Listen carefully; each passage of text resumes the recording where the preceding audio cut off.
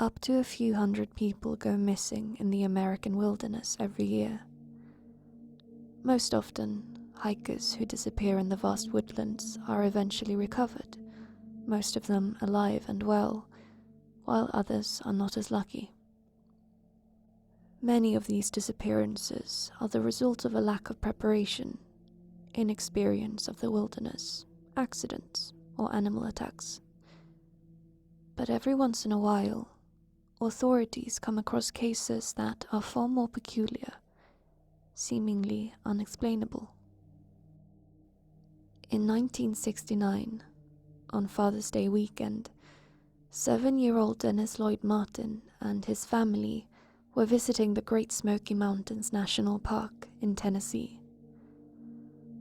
According to Dennis' brothers, the boys and a few kids from a separate family were planning a prank on the adults. The children were going to hide behind bushes and trees around the campsite before jumping out and scaring their parents. But Dennis never came out of hiding. The father spent hours frantically looking for Dennis. Not finding a single trace of the boy, he eventually contacted the authorities. But despite the conjoint effort of the National Guard, Special Forces, and National Park Service Rangers, all that was found of Dennis was his shoe and sock. They were able to trace Dennis' footprints to a stream, where they simply vanished.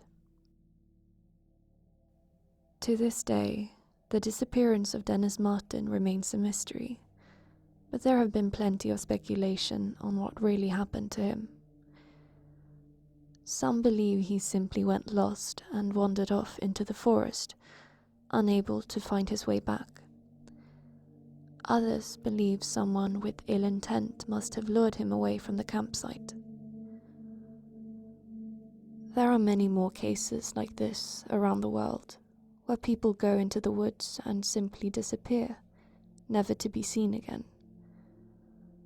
For the most part, the explanation is perfectly simple and logical.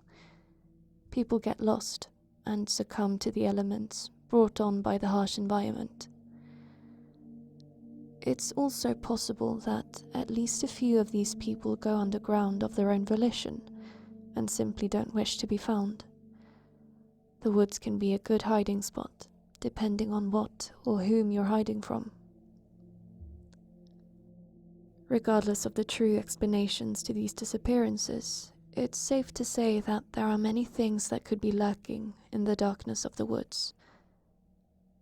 The story you're about to listen to is a story about just that, about who and what hides in the shadows of the wilderness.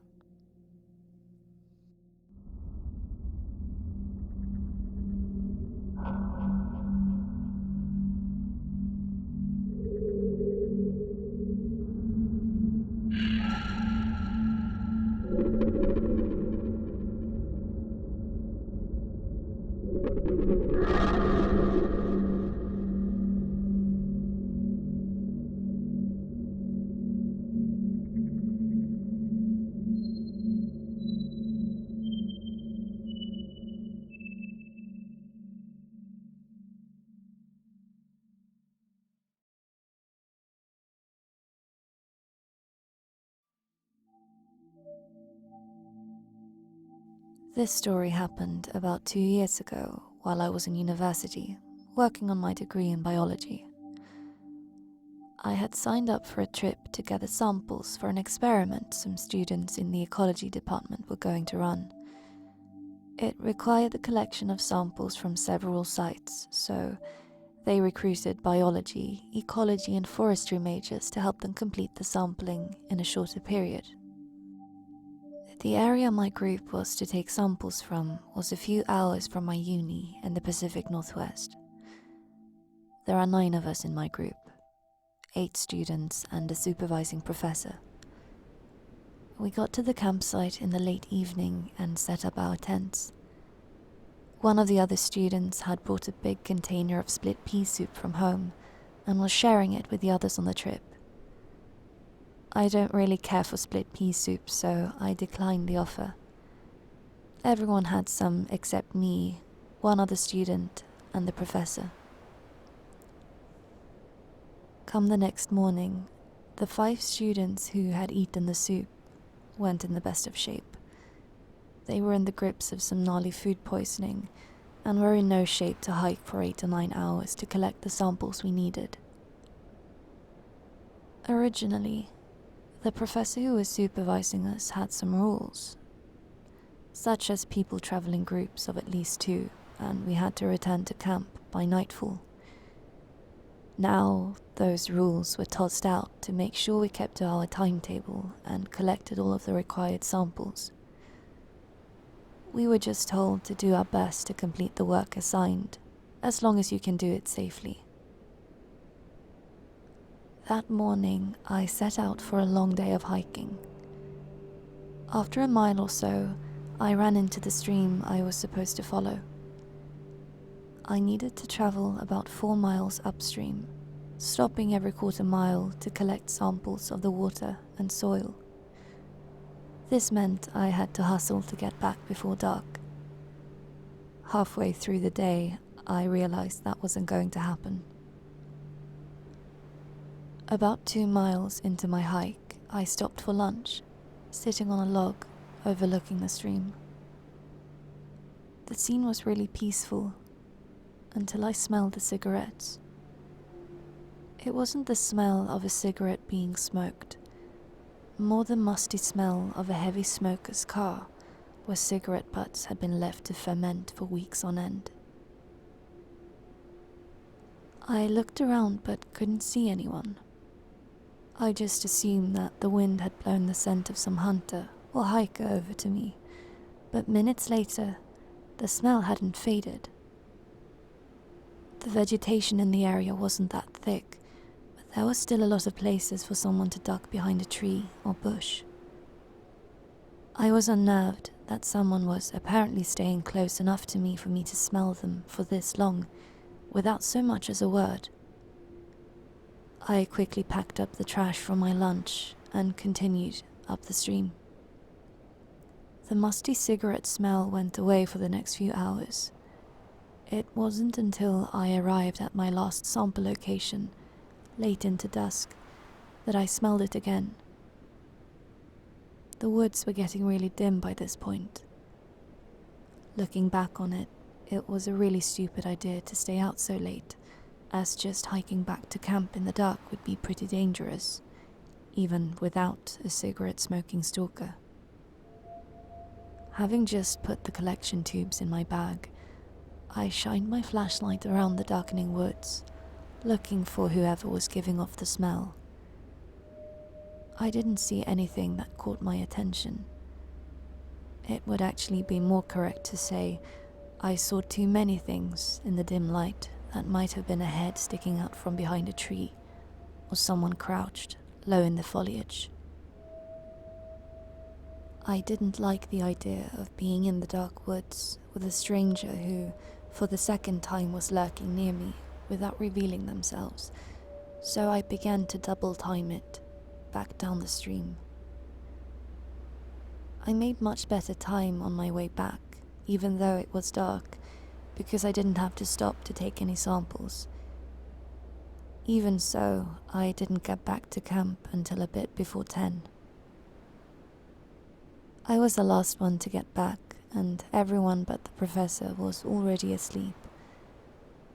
I didn't mention the cigarette smell to the professor, because he seemed tired as it was, and he headed to his bed in the RV soon after I got back. I headed to my tent soon after. At some point in the night, I woke up needing to pee. I decided to head into the woods to do my business, as I knew some of the other students were still feeling ill and needed the RV toilet for more urgent matters than just having to take a leak. I walked about 100 feet into the woods, found a tree, and did what I needed to. As I turned to go back to camp, something caught my eye. Somewhere off in the woods, there was a tiny red glow. I was confused as to what it was until it flared momentarily, and I realized it was the cherry of a cigarette. I stood there for a while, watching the red ember glow. Not being able to see the person, I assumed they were watching the camp. I didn't know if they had seen me make my way into the woods or not, as the fire had been doused, and the moon was only half full, so there wasn't very much light. I made my way slowly back to camp, as quietly as I could, and entered the RV to wake up the professor. I told him about the person smoking in the woods, and about the smell of cigarettes earlier that day. However, when we got outside the RV, the ember from the cigarette was gone. My professor woke the other student who hadn't come down with food poisoning, and we took turns watching over camp. I didn't see or smell anything else when I was on guard duty, and went to sleep when the professor woke up for his turn. In the morning, the professor, the other student, and I went to where I guessed the smoker had been standing the night before, and sure enough we found about 10 cigarette butts on the ground next to a tree. The tree itself looked like someone had been twisting and stabbing a knife or some other sharp object into it, as the bark and outer layers of wood had been damaged and chipped away. The professor decided that the group should head back that day, even though we hadn't collected all the samples we were assigned. We packed up camp and drove down the thin dirt trail without incident. The second we got onto the paved highway, though, a white panelled van pulled out of a clearing and began following us. This van stayed behind us all the way back, pulling off the highway when we did, taking the same surface streets that we did, and only stopped following us when we turned onto the road leading to our university campus. Everyone was freaked out by this, but it was around 9 at night on a weekend, so the security office on campus was closed. We decided to unload the RV and call it a night, as the van hadn't followed us onto campus. I offered to help the professor catalogue and store the collection tubes from our trip, so it was another couple of hours before I left the biological sciences building and started heading toward the dorm building I lived in. I stepped out into the cool night air and began walking, my professor having left the building in the other direction to get to his car and drive home. It was a couple dozen feet outside of the building, which was now locked, when I was hit with a musty smell of old cigarettes. I looked around, and about 25 yards away, in the darkness off of the footpath, I saw the cherry of a cigarette smouldering away. I was pretty scared at this point, but hoped it was only a student or some faculty staying late, having a smoke. I couldn't completely convince myself of this, as the musty cigarette smell was the same as what I smelled in the woods the previous night. I started down the footpath and soon passed whoever was smoking. 100 feet or so later, I looked over my shoulder and saw the cigarette cherry bobbing in the darkness. The smoker was following me. This creeped me out a bit more, but I still held it together. That is, until I rounded a small stand of trees and saw a white panelled van parked alone in a parking lot. I took off at a sprint toward my dorm building. I looked over my shoulder a few steps into my run and saw the cherry of the cigarette fall to the ground and a dark shape beginning to move after me. I didn't look back again, but I could hear someone running in the grass off of the footpath. I got to the entrance to my dorm building and frantically waved my key card in front of the card reader that controlled the door lock. As soon as I hear the soft beep, I open the door, jump through the doorway, and shut the door quickly. I stopped and peered through the glass door. I saw the dark shape stop, just short of the lit pathway. I just watched for a minute or two. Then I saw the spark of a lighter. The light is just barely bright enough to illuminate the shaggy beard and brim of a baseball cap before it disappears and was replaced with the red glow of a cigarette. I turned and headed up the stairs to my dorm room. By the time I get to my window, overlooking the same yard I had just run through, there is no trace of a dark figure or a cigarette cherry. After that, I didn't see that white panelled van again, or smell that musty cigarette smell, and I hope I never do.